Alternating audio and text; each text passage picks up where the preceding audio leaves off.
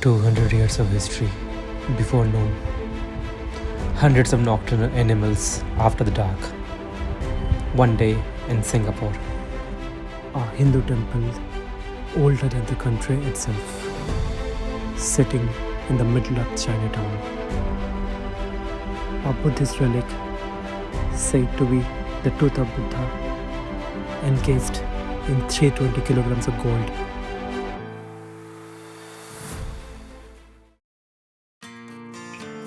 We had chosen Hotel Boss as our preferred stay in Singapore. This sits on Jalan Sultan, right in the Arab State District, 5 minutes from Lavender MRT. Chinatown is 3 stops away on the Green Line. I took the bus. Singapore from a bus window in the morning is unhurried. The city doesn't announce itself. It just gradually appears. Shophouses giving way to towers, towers giving way to temples. The transition happens before you notice it.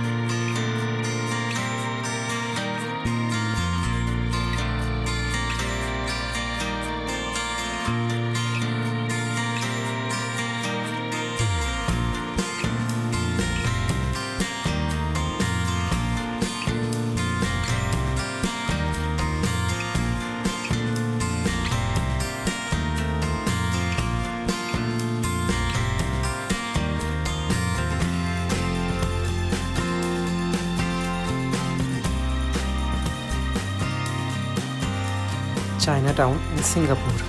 It's not what you expect.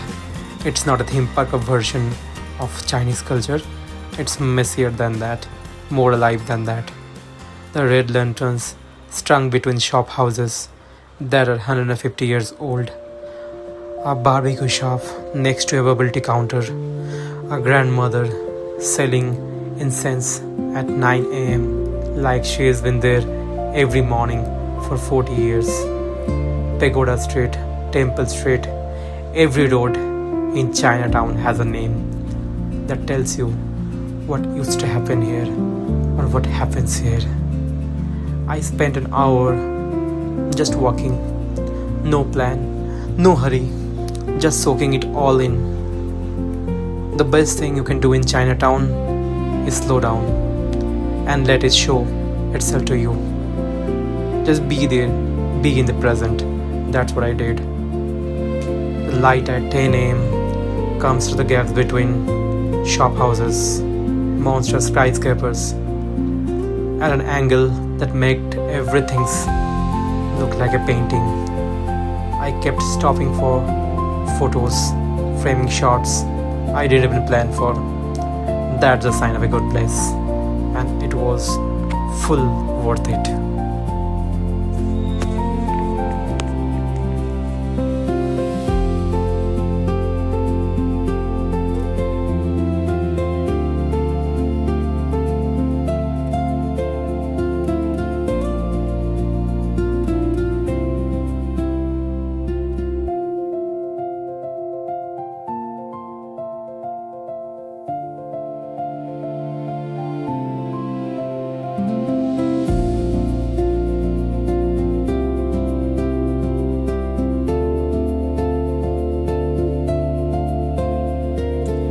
Mariamman Temple has been standing on the South Brigade Road since 1827. Just think about that for a moment. Singapore, as a country, is 60 years old. This temple is almost 200. It was built by South Indian immigrants from Nagapatnam and Cuddalore, both places in Tamil Nadu, who arrived with the Stamford Raffles party in 1819. They had been in Singapore for 8 years before they had a temple The Gopuram, that's the entrance tower, has 5 tiers of hand-carved sculptures, hundreds of deities and mythological figures, each one painted in colors that should clash but somehow don't. As an Indian standing in front of this in Singapore, in the middle of Chinatown, I just kept thinking about what it must have meant to build this here back then. It was gazetted as a national monument in 1973, the oldest Hindu temple in Singapore, and one of the most visually extraordinary buildings I have stood in front of.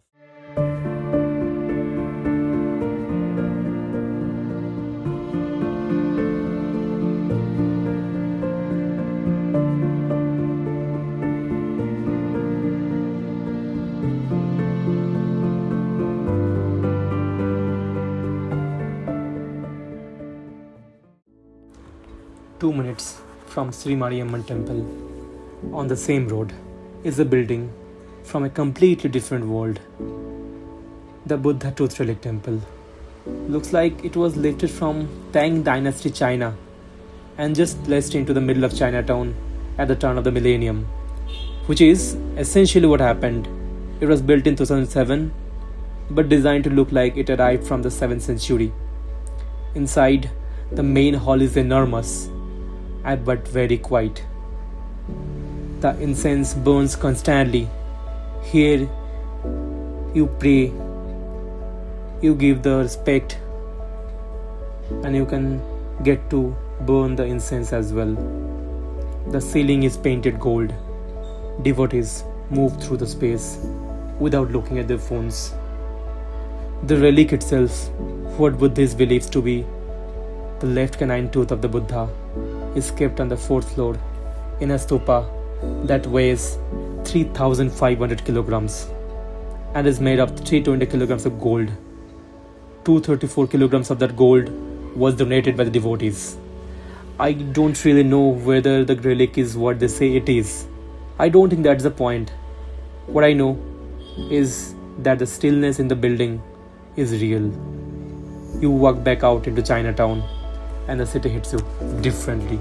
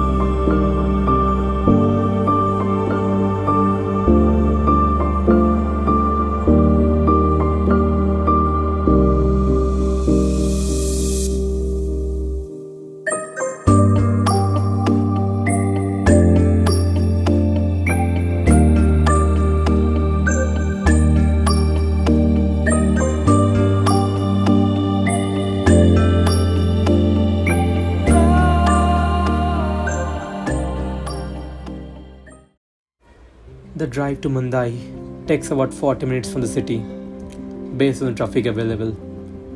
You watch Singapore change out of the bus window.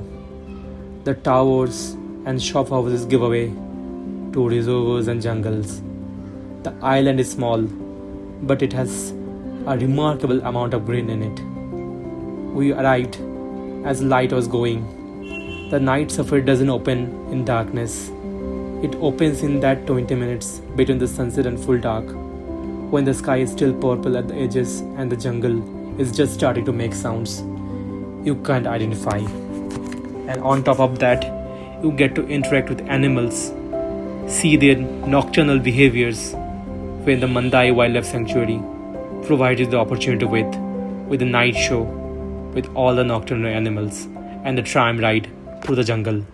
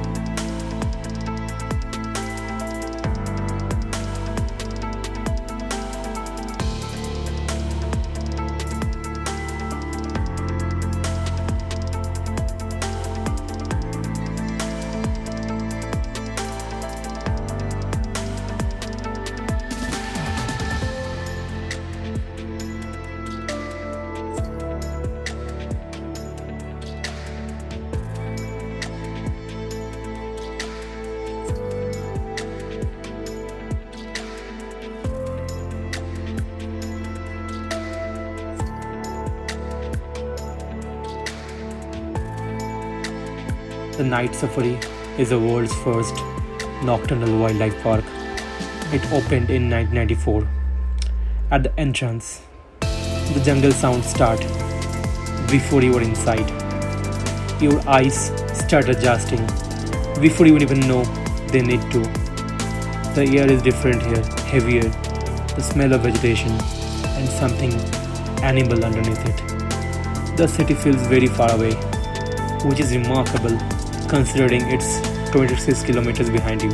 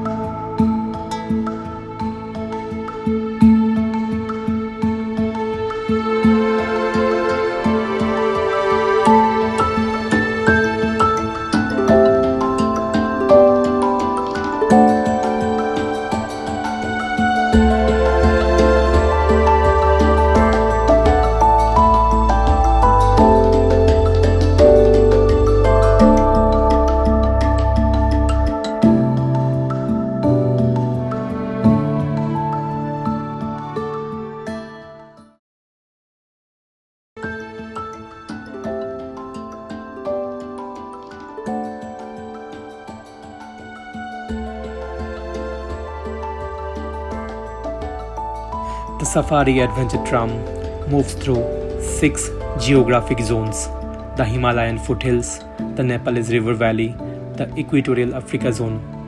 The enclosures aren't cages, the animals move freely. The tram has no walls. You get very close. I had my camera on the highest ISO it would go. I lost a lot of footage to blur and darkness. The footage I kept is some of the most alive I've ever taken in my life. There's something about filming in the dark that changes what you see. You cannot compose a shot properly, you cannot control the light. You just point at something real and just hope the sensor catches it. Sometimes that's the best way to film.